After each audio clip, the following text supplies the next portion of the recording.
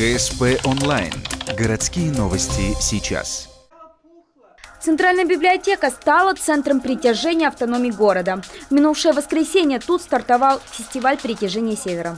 В рамках масштабного проекта национально-культурной автономии презентовали деятельность своих общественных организаций. Татары и армяне, устилемы и коми, украинцы и казаки. Они собрались здесь, чтобы напомнить друг другу, какую нишу они занимают в культурной и общественной жизни Ухты. В обязанности казаков, как и исторически, было связано это охрана общественного порядка во время мероприятий, чем, в принципе, мы сейчас и занимаемся в основном. Мы охраняем массовые городские мероприятия, мы участвуем в охране крестных ходов, которые проходят не только в Ухте, но и в Республике Коми, в Сыктывкаре, в Сосногорске. И за эти заслуги, в 2007 году указом святейшего патриарха Алексия II казаки станицы Ухтинской были награждены высшим патриаршим орденом второй степени Сергия Радонежского.